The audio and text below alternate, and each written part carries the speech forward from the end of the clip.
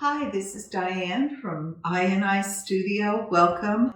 Today we're going to do potato prints and other vegetable prints. This is a great go-to for me. They make wonderful patterns, and I've used potatoes and other vegetables in a lot of my work. So Kim was talking about bringing like X-Acto knives and making very complex patterns, which is a possibility. Mine tend to be extremely basic, but let's see what we can do. I brought Brussels sprouts. Corn. That's interesting. Yeah. And potatoes. I've seen people use onions. I've seen them use the end of celery that they cut off. That's really beautiful. I did do that in the workshop we took in the Phoenicia last fall. Yeah. Can you cut through either way? Doesn't matter, right? You can. And I was thinking about that. So I'm cutting the short way. Yeah. And I'll get a smaller print. If you cut the long way, of course, you can get a much bigger print. Look at my foot. So I cut it in half. And then let's put a real basic design on this one. I wanted to carve the center out and see if I couldn't get a circle. Now that's about as basic as you can get, because I'll use the outside of the potato as the edge of the circle, and this little area I'm digging out as the inner side. I've got a notch in it. I should straighten it out a bit. Would actually work better if you were a little careful about how you were cutting your potato, but I've not been careful in this case. Okay, so that's a real basic design. It's just going to give me a circle. And then what you want to do is just take your paint and brayer it out on your palette. Mm-hmm. Too small. Yeah, it's okay.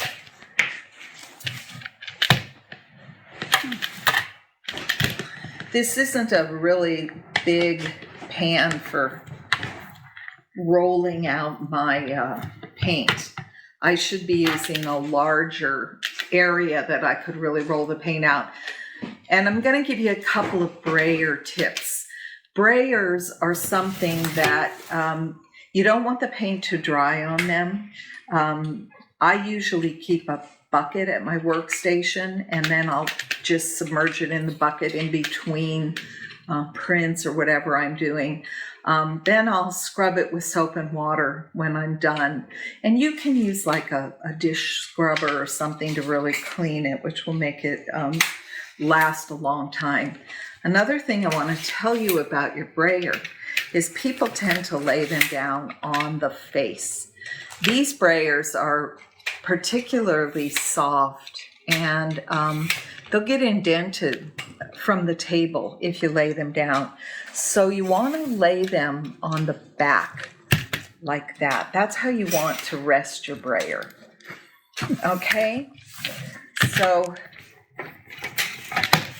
get my thing rolled out, and there's a couple of ways we could do this. We could brayer it on the potato, and I can see that I'm going to have some inconsistencies because I didn't cut my potato really firmly.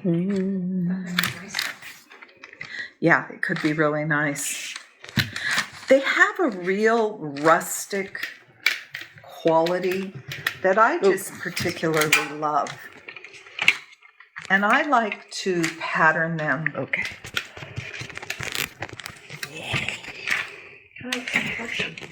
Yeah, Sorry. I'm kind of happy with it. Yeah. Now, remember, Just use all different papers will adhere differently to your substrate. So we're going to try putting those down on the substrates and see what the different papers will do. Let's try Ooh. a piece of deli paper, and you can actually just rub the potato into your pan after you brayer it. Yeah, it looks like silk screening, Oh. where the edges are very soft, Yeah. you know.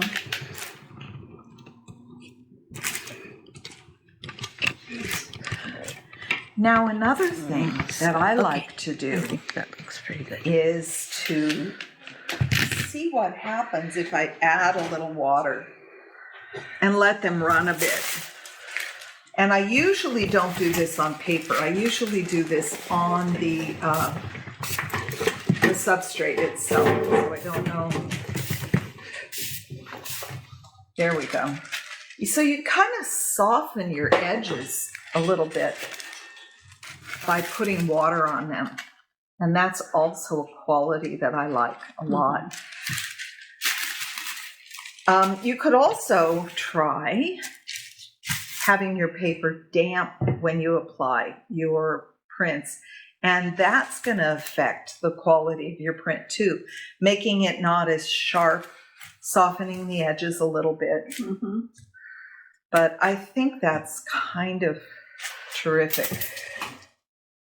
Kind of loving that, what's happening. So we'll let those dry for a minute. And potatoes are one thing you can use. I brought Brussels sprouts. I didn't buy a huge amount of vegetables. I figure we can share because I feel really guilty wasting food. I shouldn't say wasting. I should say I feel guilty not eating the food. I can take the scraps home to my chickens. No, they'll have paint on them. You don't want to do that. Maybe you do. Yeah. Yeah, you don't like your chicken.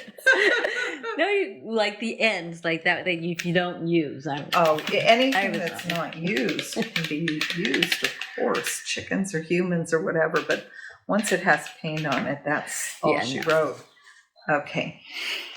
Again, I feel like this is really an uneven surface. But that's what I like about it. See what happens with the Brussels sprout print. I'm going to kind of roll it. Oh, that's kind of interesting too. You could even separate the leaves too. Yep.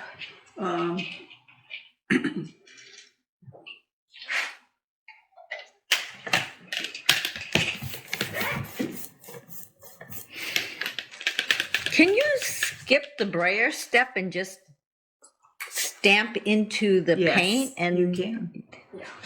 Absolutely. Yeah. No problem with that. So there's some definite possibilities with the Brussels sprouts. And you're not limited to potatoes, Brussels sprouts, and corn. You can do whatever you want. Now, the corn.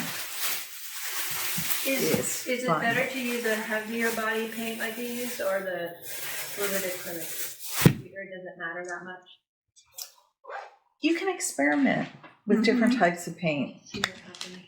I usually use the heavy body because that's really what I paint with. Yeah. But I don't see why you couldn't use more of a liquid paint. So we're saving the corn husk and the silk for the possibility of making some interesting jelly plates. So I'll leave these up I here. love the silk idea. Oh, it's fun. Well, there you go. Yeah. I only brought 2 cobs of corn, so you're all going to have to share. And I know Lynn Glenn loved this The corn. process. She likes the corn. And I'm going to put a little bit more I can share paint some down. of this. Want some of this? I'm good, thanks. I put crackers on a jelly plate over the weekend. How did it work? Pretty good, except it did leave a little bit of meal, like flour, so I had to really clean it. But the pattern was great. with these crackers from IKEA, these big circular ones, Oh, and fun. they have nice pattern on them. Did you print it whole? No, I broke them because how they bake, they're kind of convex, and so I broke them into pieces that were a little flatter and pushed them onto the thing. Okay, so with the corn, what I want you to do is roll the corn. Well, you can do whatever you want. This is one way that I do it, and I love Oh, I love that.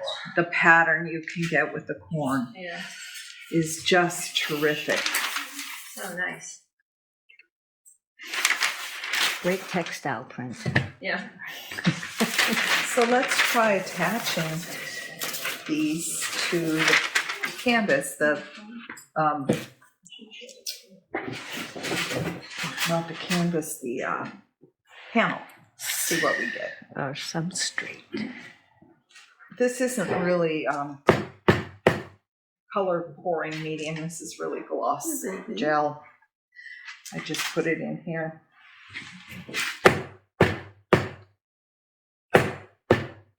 Do y'all like hit your jars on the edge of the table like me? It seems to work. Yeah, that stuff just glues on. Seems to work pretty good. So I pour it right onto the substrate. I wish Lynn Glenn was here because she always has problems making it stick.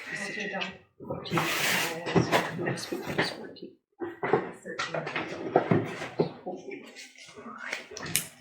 Very sweet. I put a good amount of medium down, and I'll brush the excess off to the side because I'll want to go over the top of the paper with the medium. Do you do that between each layer you work in with the polymer? Usually, yeah. Usually as I lay it down, I will go right over it with gloss medium. Now, this is still wet, and I have no problem with that because I like that soft, smeary look. Yeah. If you let it dry, of course, you're not going to get the soft, smeary look. And I also appreciate the wrinkles. I think that looks absolutely terrific. One of the reasons that I like to put the medium over the top is it seems to make the paper more translucent. And I think if you let it dry and then put medium over the top, you don't get the same level of translucency that you get if you put it down when it is wet. If you put the medium over the top when it's wet.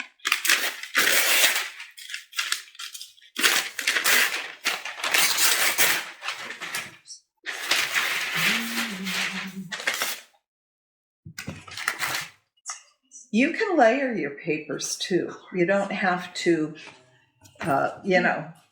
preserve the edge of the paper. You can go over your piece like that. So you get a lot of different layers.